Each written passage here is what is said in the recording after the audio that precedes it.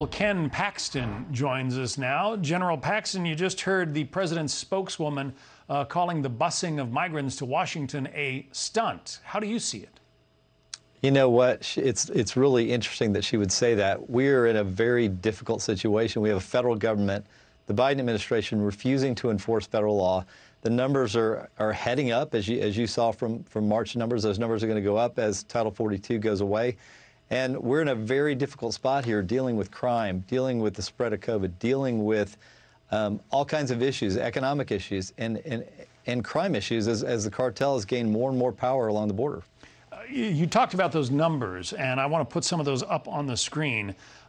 Encounters during the fiscal year of 2021, 1,026,460. That's from October of 21 to March of 22. So more than 1 million migrant encounters at the border.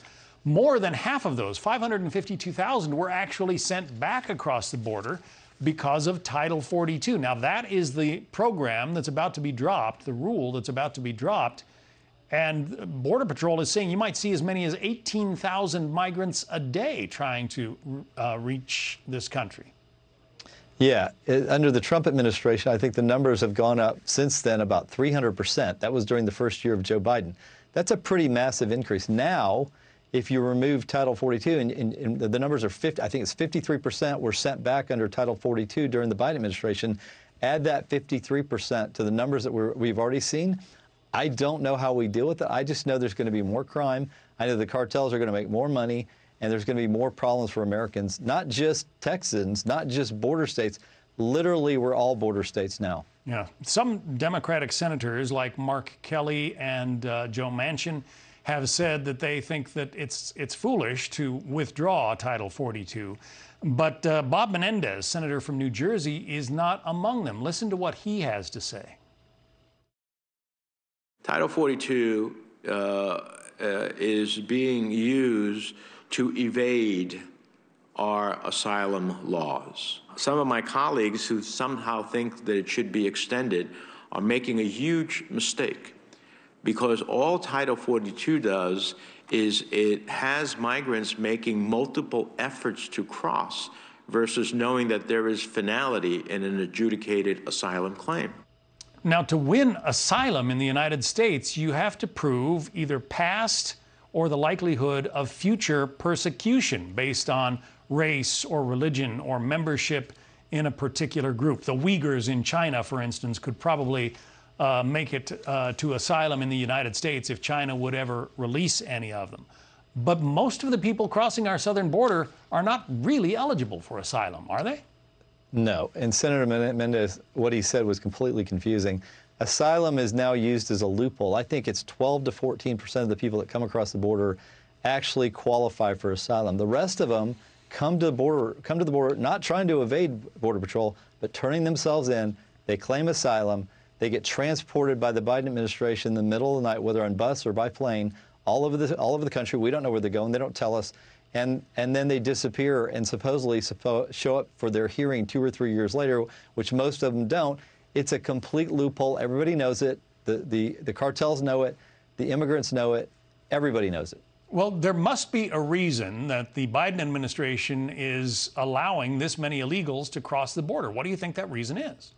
I think there's 2 reasons. One is he's sending them to mostly Republican states. It does harm to our states. And second, I think that he is hoping that at some point in the near future he can give all of them amnesty and they become a voting bloc for the Democratic Party. That is the only thing that makes sense. Everything else that I look at as it relates to this harms Americans. It's risky for the immigrants. If we're going to have a system where we're going to have immigrants come, let's do it in a safe way, not the way we're doing it now, which is the cartels, which is not the best people to transport immigrants. This is all, not good for Americans. A huge number of those who have been allowed into the country are eligible for work permits. And for those at the lower end of the economic scale, people working for minimum wage, all of a sudden, they've got brand new competition and lots of it.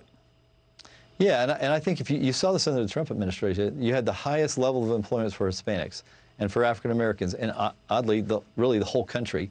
And it was because we had a decent immigration policy that limited new people coming into the country, which were taking jobs from some of the people that are here. So it is definitely an economic detriment to a lot of Americans who are trying to make a living. And what, in terms of crime, that kind of thing, what are you seeing in the border communities or really all over Texas as a result of this migration? Look, we know that drug overdoses in the entire United States are up over 30% since Biden came into office. That's about 100,000 Americans dying. So we know there's a direct impact because these border agents, as good as they are, they're so busy doing logistics. We know that they can't stop the drug trade that the cartels are pushing for. So we have that. We also know that there's a higher incidence of crime. We know that people on the border are fearful for their lives. They're fearful for their property. It's changing the way our border communities have to live. One quick question, a quick answer, if you would, please. You're suing to prevent Title 42 from being dropped. Do you think you can win? Absolutely. I think we have a really good chance, just like we do with the asylum program. We have a U.S. Supreme Court case coming up April 26th. I think we're going to win that as well. Attorney General Ken Paxton from the state of Texas. General Paxton, thank you. Thank you. Hey, Sean Hannity here. Hey, click here to subscribe to Fox News YouTube page and catch our hottest interviews and most compelling analysis. You will not get it anywhere else.